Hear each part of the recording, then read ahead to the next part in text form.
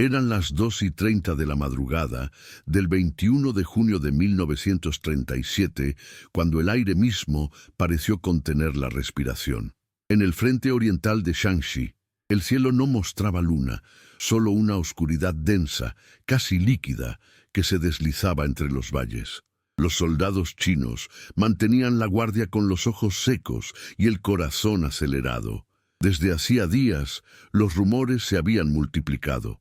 El ejército japonés planificaba una ofensiva nocturna, algo imposible según los manuales de la época. Pero, ¿cómo enfrentar un enemigo que decidía volver invisible la propia guerra? En ese silencio espeso se escuchó primero un zumbido, apenas perceptible. Luego, un estruendo súbito quebró la calma como un relámpago sin aviso. Miles de proyectiles iluminaban la noche, no con la luz del fuego, sino con un resplandor blanco y artificial que confundía los sentidos.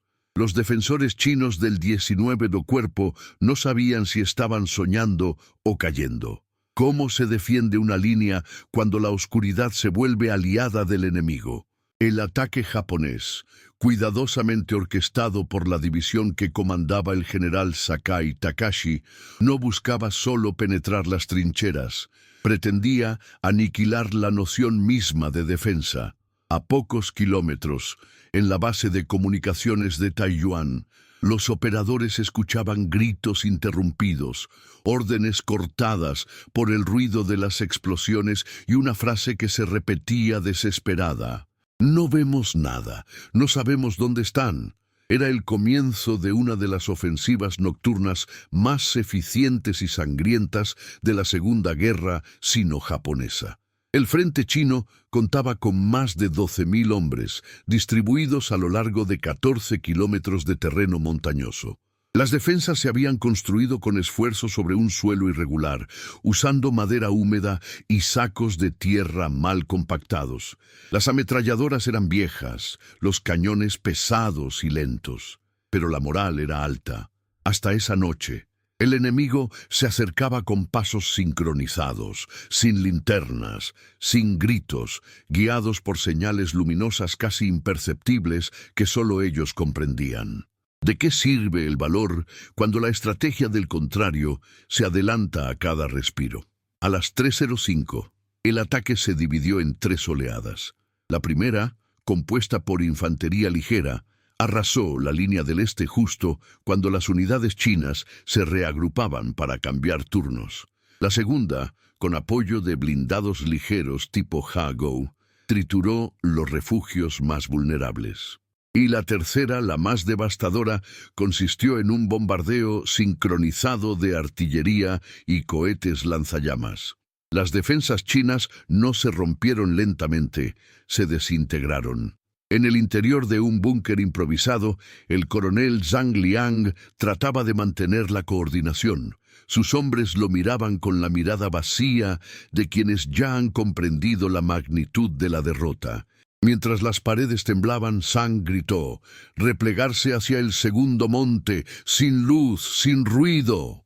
Pero nadie respondió. El cable de comunicaciones estaba cortado. El enemigo ya había cercado la colina desde 3 direcciones. La sorpresa no era solo táctica, era psicológica. Los japoneses habían transformado el miedo en arma. Mientras tanto, en el cuartel general japonés de Pingxinguan, los comandantes observaban el avance desde mapas marcados con precisión matemática. El plan llevaba meses en preparación. Los espías infiltrados en la zona china habían reportado la debilidad más crítica del frente, su rigidez táctica.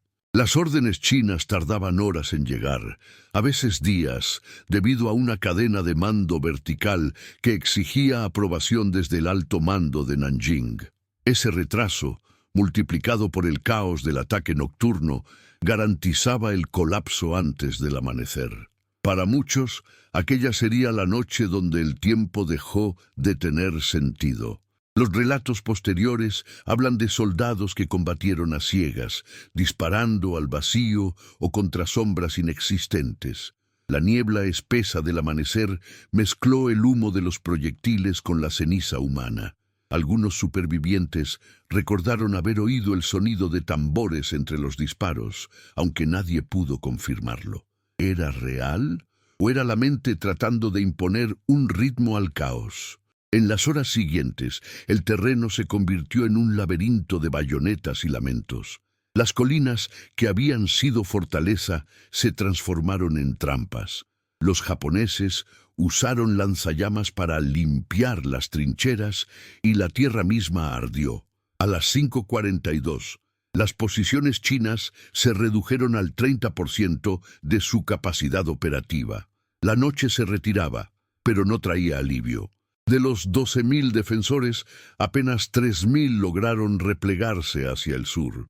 El sol salió tímido sobre un campo ahumado, donde los cuerpos se confundían con los restos de armas y uniformes calcinados. Pero lo más sorprendente no fue la magnitud de la pérdida, sino su inmediatez. En solo 3 horas, el ejército japonés había desmantelado una línea de defensa que se creía infranqueable. No hubo tiempo para órdenes, ni para cerrar los flancos, ni para reorganizar la artillería. Fue como si una sombra hubiera pasado por encima del frente y lo apagase. ¿Fue solo superioridad táctica o algo más profundo? En el corazón de aquella ofensiva se escondía una estrategia inédita, el uso controlado de iluminación artificial para confundir los sentidos del enemigo. Una técnica que anticipaba por décadas el concepto moderno de guerra psicológica. Los japoneses no querían solo vencer, querían quebrar la mente del adversario. Durante los días siguientes, los prisioneros relataron escenas de horror silencioso.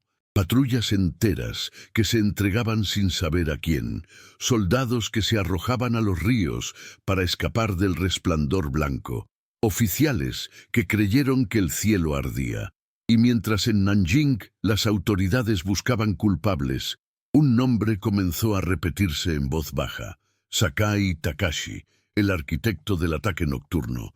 Pocos sabían entonces que aquel hombre de apariencia serena había pasado años estudiando los hábitos de combate chinos, su horario, su ritmo, su forma de dormir.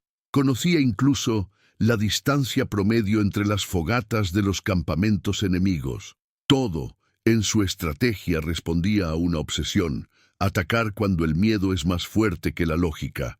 La prensa internacional, limitada por la censura, apenas reportó pérdidas tácticas menores. Pero los testigos sabían la verdad. Aquella noche había cambiado el curso del conflicto. La moral china se resquebrajó y el territorio de Shaanxi quedó abierto como herida sangrante. En menos de una semana, los japoneses tomaron el control de 6 ciudades y avanzaron hacia Taiyuan. Mientras los supervivientes chinos caminaban sin rumbo hacia el sur, una pregunta flotaba entre ellos como una plegaria rota. ¿Cómo se lucha contra un enemigo que no duerme? Aquella pregunta, sencilla y dolorosa, sería el eco que acompañaría la guerra durante los años siguientes. Fue el inicio de una nueva era bélica, donde la oscuridad ya no era refugio, sino amenaza. El amanecer del 23 de junio no trajo esperanza. Las tropas chinas del general Yang Yaoshi, agotadas y desorganizadas, acampaban a casi 30 kilómetros del frente perdido. Entre los supervivientes corrían rumores contradictorios. Algunos afirmaban que el enemigo se había retirado, otros que preparaba una emboscada aún mayor. Y entre los oficiales más jóvenes, un pensamiento crecía con furia contenida. No podían dejar que la historia terminara en aquella humillación. 64 horas después del ataque original, la resistencia china se reorganizó en un valle oculto entre colinas. Era un terreno pantanoso, con poca visibilidad, ideal para movimientos encubiertos. Allí, sin órdenes desde el mando central, un grupo de oficiales decidió el contraataque. No lo harían de día, lo harían de noche. ¿Podía la oscuridad volverse contra quien la había usado primero?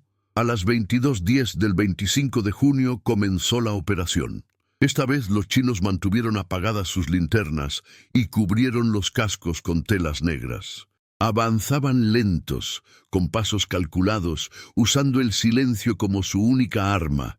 En lugar de flanquear al enemigo, eligieron el corazón, el depósito principal de suministros y munición japonesa, oculto cerca del río Fen. Las condiciones eran extremas.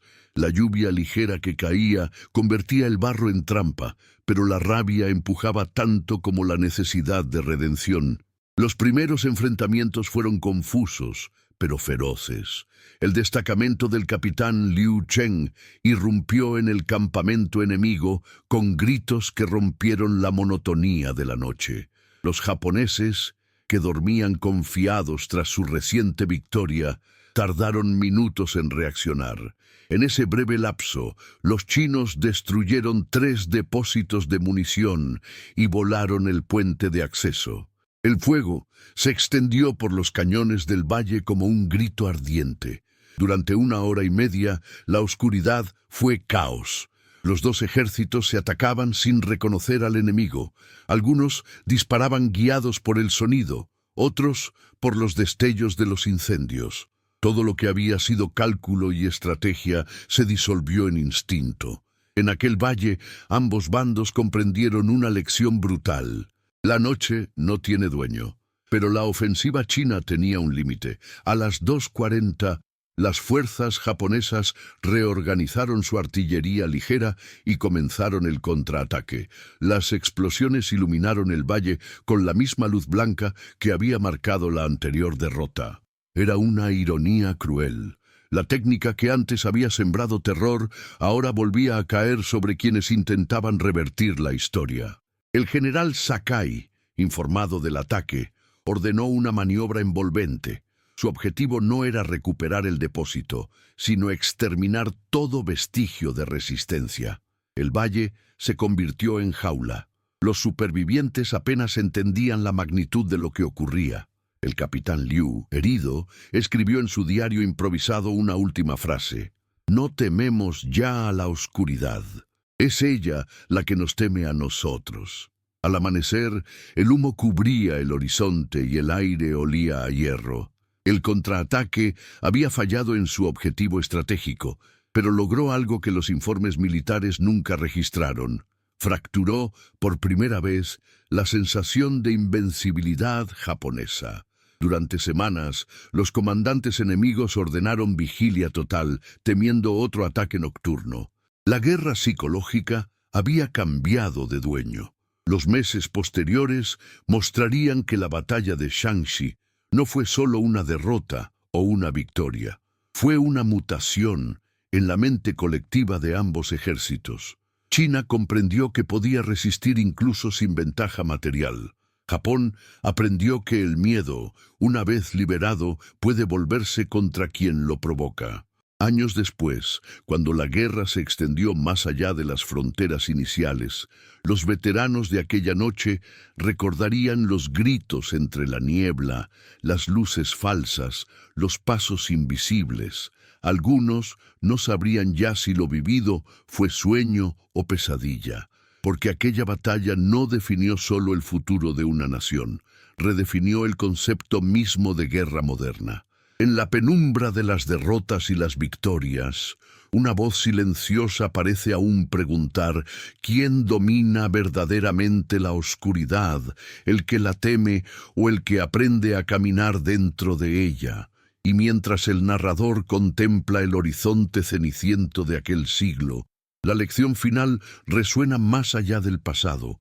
El poder no está en ver primero, sino en no perderse cuando todo lo demás se apaga. Suscríbete para descubrir más historias donde la noche revela lo que la historia intentó ocultar. El 21 de junio de 1937 no solo fue un día marcado por el estrépito de la ofensiva, sino el inicio de una nueva dimensión de la guerra en China. En las semanas que siguieron al ataque nocturno de Shanxi, el eco de aquella noche desgarradora se convirtió en un relato que cruzó montañas, valles y fronteras. Pero, ¿qué significó realmente para cada actor en esa contienda? Desde el corazón del frente, el general Sakai Takashi vio cómo su victoria no solo abría territorio, sino fracturaba la ilusión de invulnerabilidad que el ejército japonés ostentaba. Sin embargo, la moral recién conquistada no fue completa ni sin graves costos. La contraofensiva organizada por los chinos, pocos días después, reveló que el enemigo no solo seguía vivo, sino que había aprendido a habitar la oscuridad, a usarla para responder, poniéndole fin al mito de la noche como dominio exclusivo del agresor. La hazaña china en el valle del río Fen, donde un pequeño destacamento arriesgó todo para atacar el corazón logístico japonés, marcó un antes y un después. La violencia de esa noche, aunque fallida en términos estratégicos, hizo que los japoneses ordenaran vigilancia absoluta con miedo creciente a emboscadas invisibles. ¿Cuántas noches más cambiarían el curso de la guerra cuando la confianza cediera al temor? Mientras tanto, en las ciudades, la noticia de la derrota parcial japonesa empezó a difundirse en susurros cargados de esperanza. La sociedad china, golpeada por meses de temor y pérdida, encontró en esos actos de resistencia un símbolo poderoso: la posibilidad de la victoria, aunque fuera a costa de grandes sacrificios. En promedio, se estima que la guerra había consumido ya a cientos de miles de vidas civiles y militares por ambos lados, con pérdidas igualmente desgarradoras en números y humanidad. El terreno montañoso de Shanxi se transformó en un escenario donde se libraba no solo un conflicto de armas, sino una batalla psicológica.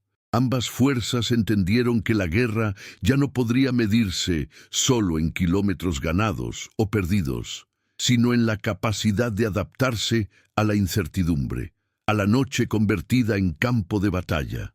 Los antiguos manuales militares comenzaron a quedar obsoletos, y las tácticas en penumbra inspiraron nuevos desarrollos en la estrategia bélica mundial.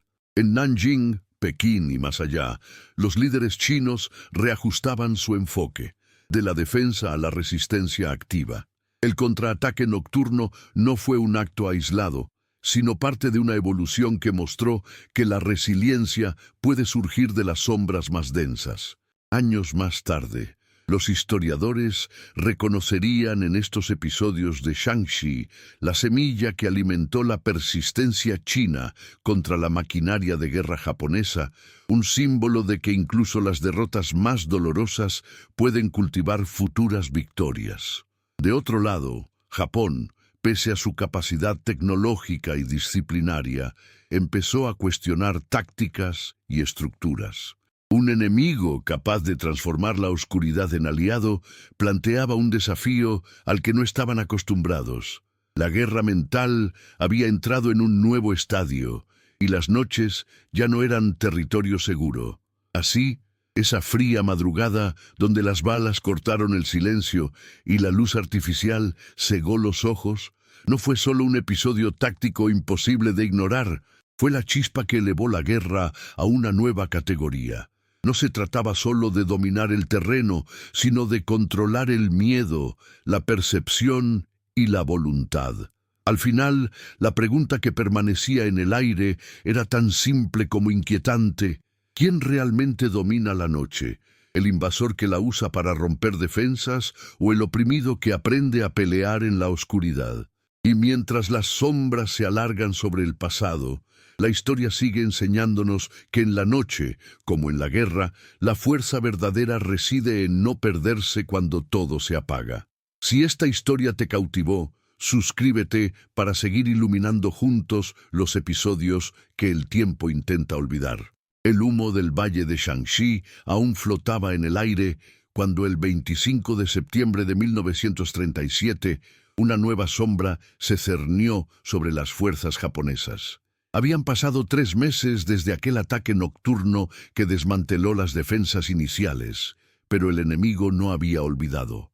En el paso de Pingxinguan, un estrecho desfiladero flanqueado por colinas escarpadas en el noroeste de Shanxi, el 8º ejército de ruta chino esperaba en silencio. La mañana traía niebla espesa, y el viento frío del otoño silbaba entre las rocas como un presagio. ¿Podría la oscuridad diurna, esa penumbra natural del terreno, volverse el arma que igualara la balanza?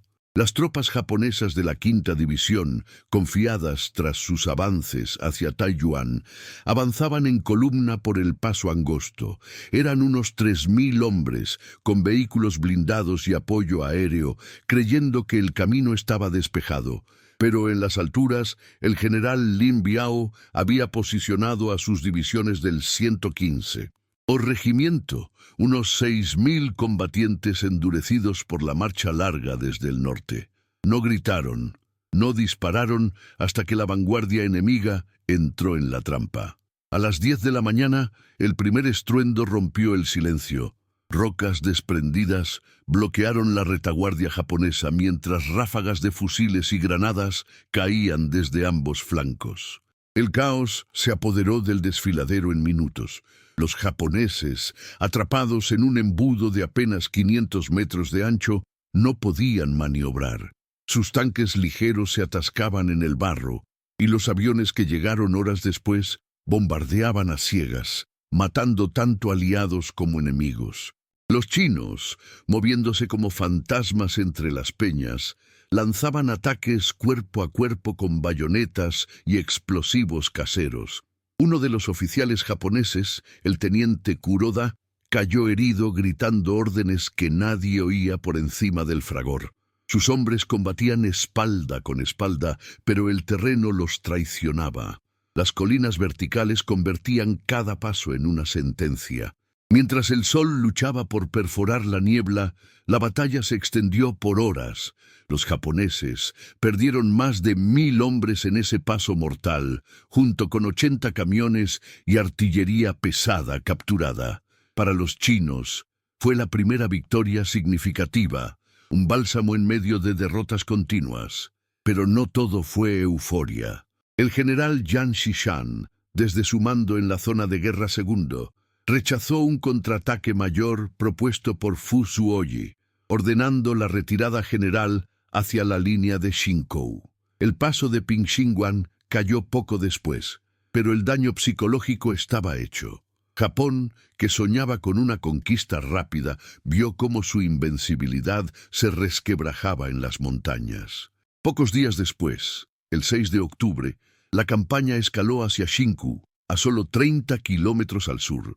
Taiyuan había caído el 9 de octubre, pero los chinos se atrincheraron en las alturas urbanas de esta ciudad clave, un nudo ferroviario vital.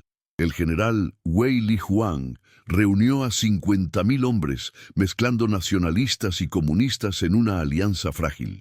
Los japoneses, bajo el mando de Kazuki Kiyoshi, lanzaron oleadas feroces con bombardeos diurnos y ataques nocturnos, recordando las tácticas de Shangxi.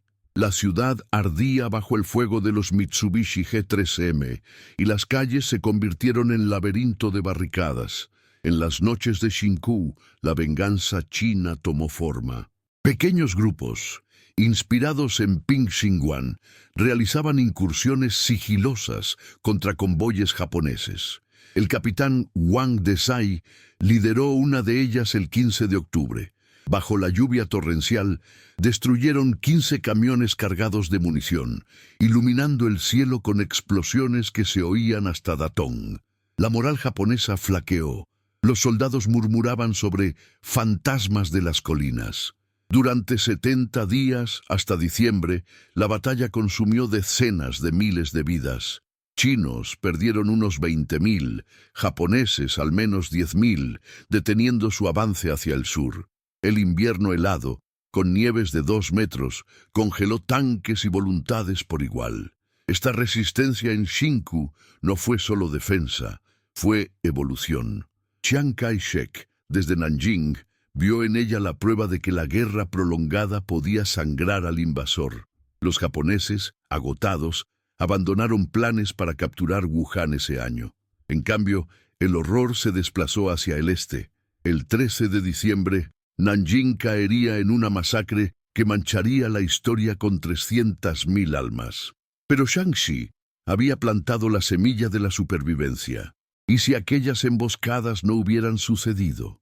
La guerra podría haber terminado en meses, no en 8 años de resistencia feroz. Ping Xinguan y Xin Ku demostraron que el terreno montañoso de Shanxi, con sus pasos traicioneros y noches eternas, era más que geografía.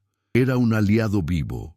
Años más tarde, cuando el polvo de la Segunda Guerra Mundial se asentó, los veteranos recordaban no las cifras, sino los ecos, el crujir de las bayonetas en la niebla, el silencio antes del derrumbe de rocas, la luz de los incendios reflejada en rostros exhaustos.